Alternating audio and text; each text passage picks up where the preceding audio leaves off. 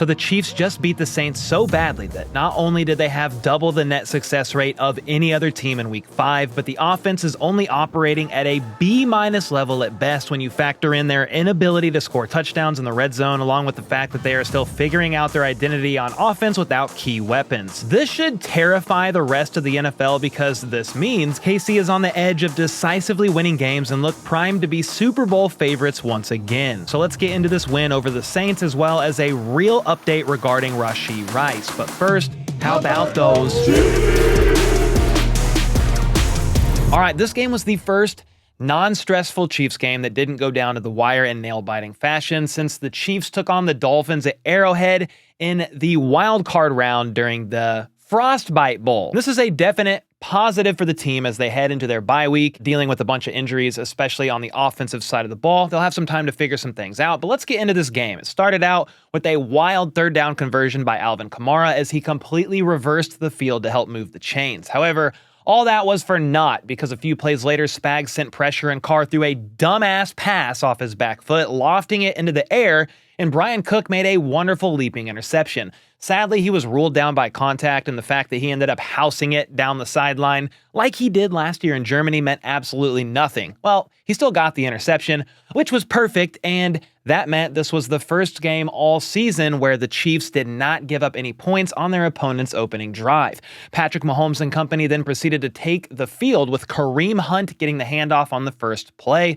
This was Hunt's homecoming game, his first back at Arrowhead as a Kansas City Chief at least. Hunt said it was a blessing to be back, and he had to hold his emotions in check and just take it all in. Well, he had a hell of a game in his return, as we'll see, and he played a key role in this opening drive along with Travis Kelce as the Chiefs took advantage of the mistake made by Derek Carr. Kelce caught 3 passes on this drive, including a 21-yarder in the middle of the field. Noah Gray brought them near the 5, and Kareem Hunt trucked his way in for the first score of the night, touchdown Kansas City. From there, 3 straight 3-and-outs proceeded, 2 from the Saints, 1 from the Chiefs. Derek Carr threw to Casper here. Then Shamari Connor shut New Orleans down for their first punt. On KC's third down, Jawan Taylor got flagged for a false start, making it a tough 3rd and 12. Mahomes scrambled right and had a wide open Travis Kelce, but slipped as he threw, and the ball fell short. Ariza then kicked his only punt of the night. Next, Derek Carr went deep on their third down with incidental contact happening between Shaheed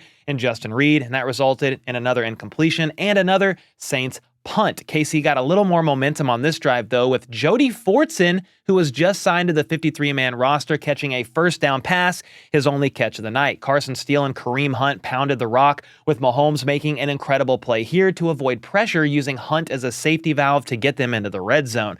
Mahomes then scrambled right to find Noah Gray for a touchdown, but Jawan Taylor exists, so never mind. He got flagged with a hold to move them back 10 yards, and after Mahomes couldn't connect with P. Ryan on a scramble drill here, Butker hit a chip shot to make it 10-0 KC up. Shaheed started to feed, though, on this next drive, catching a big first down to get them near midfield, and then Derek Carr found him for a 43-yard strike.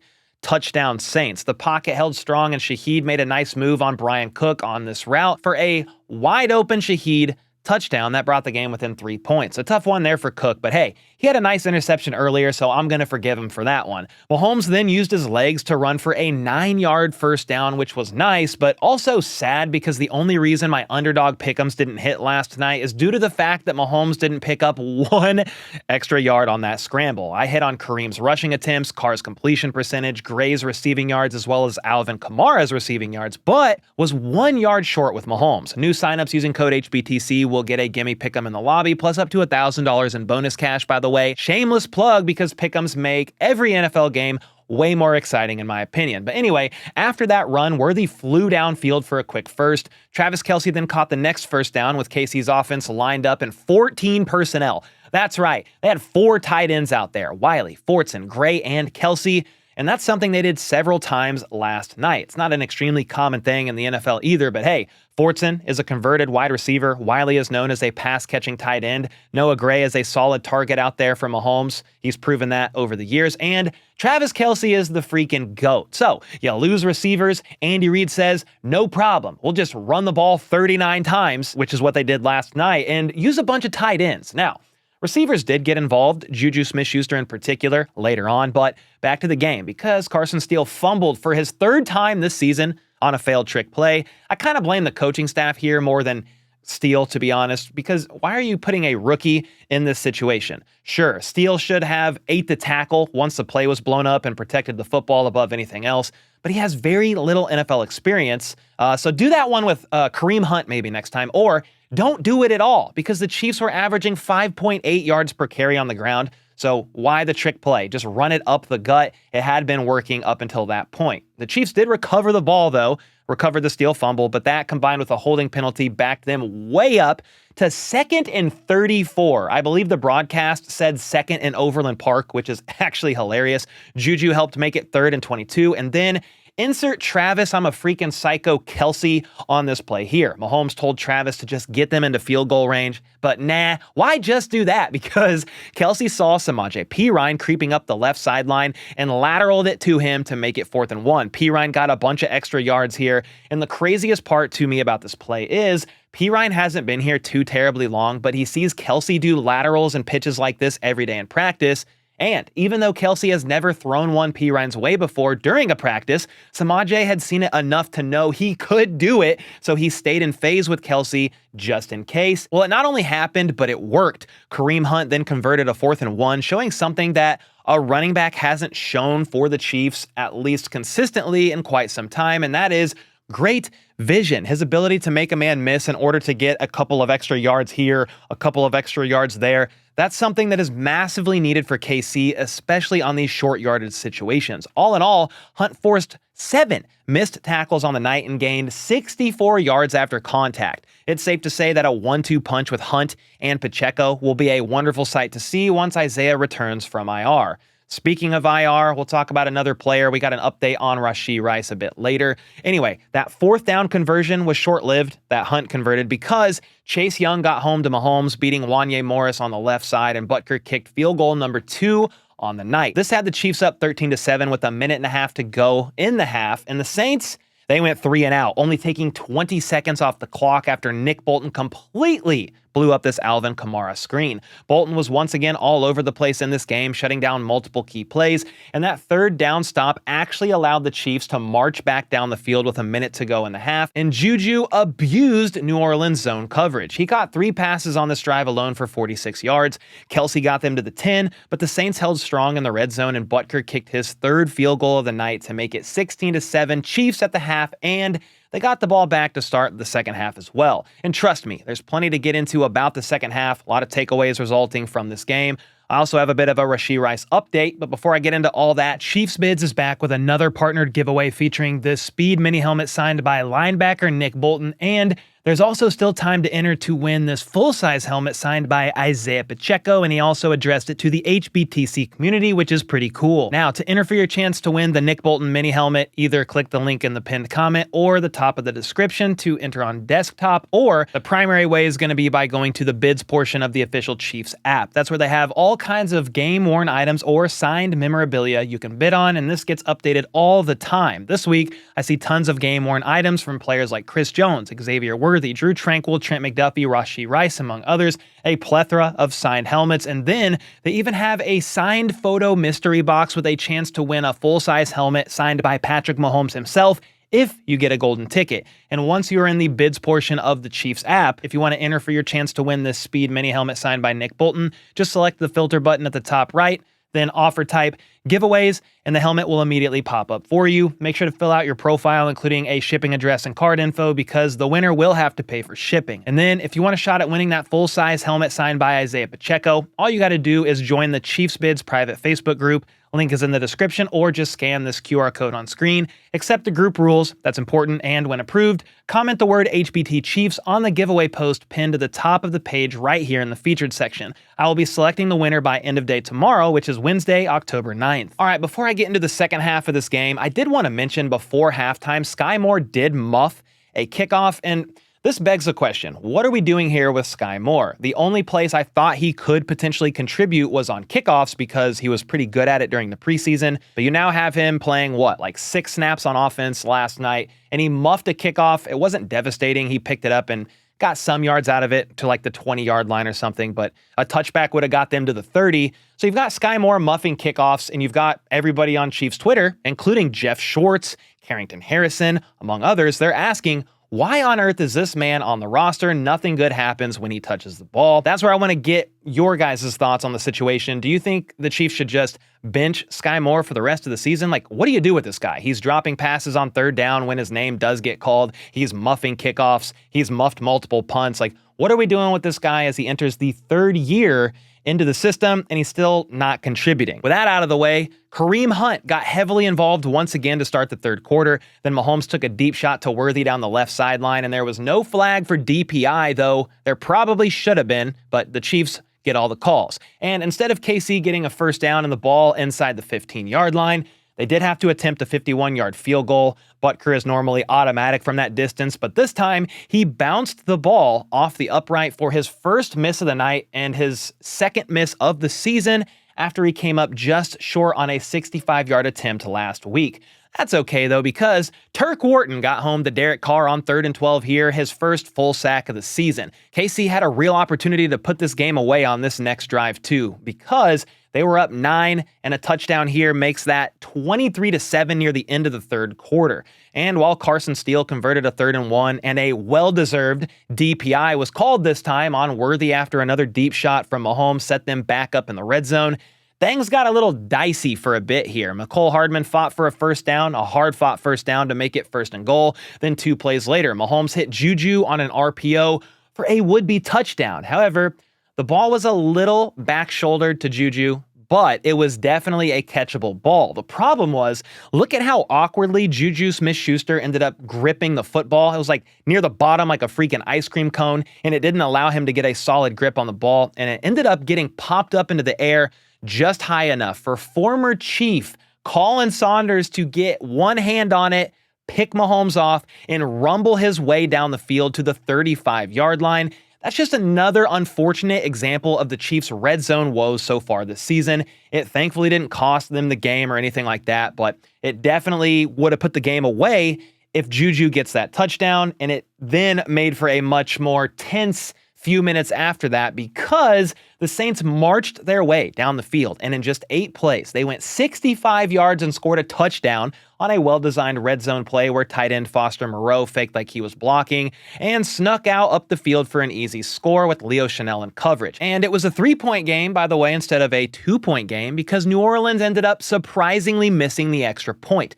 That brings us to the fourth quarter, and JuJu Smith-Schuster got wide open right here for 50 yards down the field. Tyrann Mathieu was in coverage, and he actually slipped and fell to the ground as JuJu sprinted up to the 14-yard line. A couple plays later, KC came out in sort of a wishbone formation, and Kelsey took the direct snap on a read option. Well, his read was definitely correct because he gave the ball to Xavier Worthy, and this man very quickly snaked his way in for the score, his second rushing touchdown of the season to make it a 10-point game. And I won't lie, the way he so quickly avoided those 2 hits was very fun to watch and really just makes me want to see Xavier Worthy with the ball in his hands much more often. Turk Wharton then open hand palmed a Saints player in the face for a personal foul. Nick Bolton shut Alvin Kamara all the way down, and on 4th and 8, Spags sent everyone, including the water boy, on a blitz, and Carr had to throw up a prayer as he was hit to the ground that fell incomplete. And it was actually a catchable ball that was not hauled in by his intended target. Not a perfect ball by any means, but certainly catchable, not on Carr here in my opinion. And this is where the game took a huge turn in KC's favor, because not only did Derek Carr have to leave the game with an oblique injury, but KC took advantage of the turnover on downs to really basically put the game away. JuJu Smith-Schuster made an incredible sliding catch here using his helmet. Then on 3rd and 9, Patrick Mahomes turned into Pat Vic Mahomes as he danced his way up, pump faked, and worked his way up the left sideline for a diving first down that was initially ruled short, but Andy Reid said, "What?" Threw the red flag, won the challenge, and from there, Mecole Hardman and Kareem Hunt got KC back into the red zone. However, a Creed Humphrey hold backed them up once again out of the red zone, and Butker kicked one last field goal to make it a 13-point game. Honestly, that's sort of the theme of the night for the Chiefs. They finished just 2 for 7 in the red zone, and it was either from a penalty negating a touchdown like earlier with Noah Gray, or penalties and mistakes either backing them up out of the red zone, they couldn't overcome it and had to settle for a field goal, or a mistake that resulted in an interception, i.e. JuJu Smith-Schuster. The game wasn't close by the end, but it probably could have been nearly 40-7 in a massive blowout if a couple things would have went the Chiefs' way in the red zone. Anyway, after that field goal by Butker, backup quarterback Jack Hayner finished out the night for the Saints, but it was over. The Chiefs' defense smothered the guy and made him run for his life, and the Chiefs, they finished 5-0 as they head into the bye week, tied with the Vikings for the best record in football as they also head into their bye week. This was yet another dominating performance by the Chiefs defense, holding Alvin Kamara to virtually nothing on the ground at least. He had 26 yards on 11 carries. That's nothing if you look at Alvin Kamara and how much he has ran in previous games this season. And so far this season, the Chiefs defense, they've held quality running backs such as Derrick Henry, Zach Moss, Bijan Robinson, J.K. Dobbins, and Alvin Kamara to 66 carries for 169 yards. That's 2.6 yards per carry on average, and a huge part of their success this season. Then they held the Saints to just 13 points, 4 for 10 on third downs, 0 for 2 on fourth downs, and a measly 4.3 yards per play. Meanwhile, on the other side of the ball, Kareem Hunt had more rushing attempts than Alvin Kamara had rushing yards, 27 carries for 102 yards and a score. His yard per carry average dropped near the end of the game, but in the first half, the Chiefs were averaging 5.8 yards per carry, which is pretty freaking wild. Hunt also made extra yards happen all game long due to making guys miss, so game ball to Kareem Hunt in his return to Arrowhead as a Chief. Then, JuJu Smith-Schuster had 7 catches for 130 yards that could have very well been 8 catches for 132-ish yards and a touchdown. But outside of that one tough play, you could argue a game ball for JuJu as well if you wanted. Travis Kelce also had a monster game, mostly in the first half, although he had a bunch of solid blocks as well. But he caught 9 passes for 70 yards, and honestly, I like to see them get Mecole Hardman involved on those quick passing plays as well. And yeah, Mahomes has now thrown 6 touchdowns and 6 interceptions on the year. That's tied for first with Will Levis and Anthony Richardson, I believe, for the most interceptions in the entire league. So from the outside looking in, that stat is pretty concerning. But if you watched last night's game, I'm not really concerned about Patrick Mahomes at this point in time. I mean, does the offense look way different than previous years?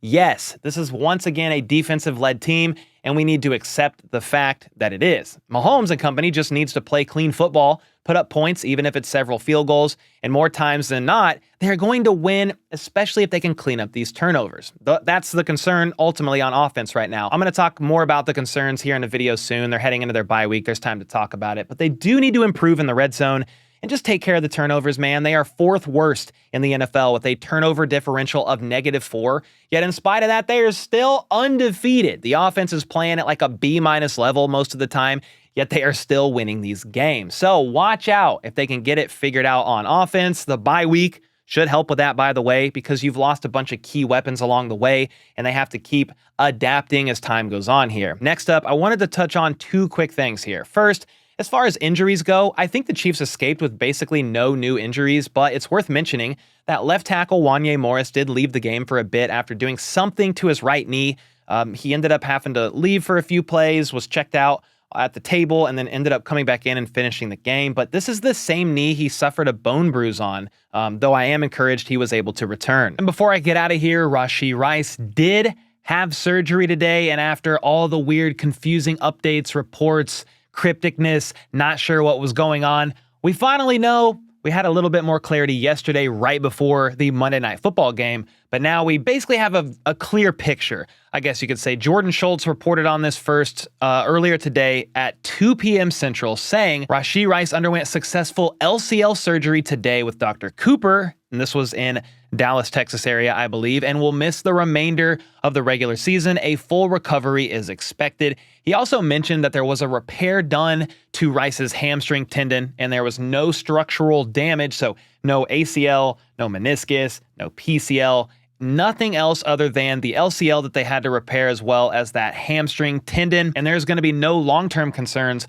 with this. He is expected to make a full recovery. Now, both Pete Sweeney and Nate Taylor, Chiefs beat reporters, basically said the timeline for him to fully rehab or get close to is going to be around 4 months. Pete Sweeney said Rice's estimated recovery time is 4 months, but it could reasonably stretch longer. But if you go to Dr. Jesse Morse, who deals with injuries all the time, he says an LCL injury is very rare. It's like 2% of knee injuries that need surgery is an LCL.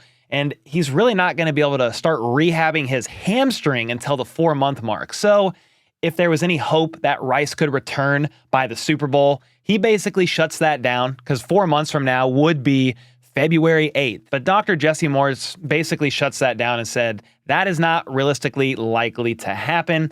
So unfortunately, it does look like Rashee Rice is not only out for the season, but with his legal issues going on, we could see him start out suspended next year. 4 games, 6 games, 8 games. I really have no idea. I would assume they want to speed up the process now, but I don't think a suspension is going to be coming from Rice in that whole situation, that whole ordeal this season. So yeah, let me know your thoughts on this with Rice, how the Chiefs move forward, how they looked in this game against the Saints as they head into their bye week. I've got more content coming, but for now, we'll call it good there. Don't forget to enter for your chance to win those Chiefs bids giveaways, and until next time, let's go. Let's freaking go. How about those?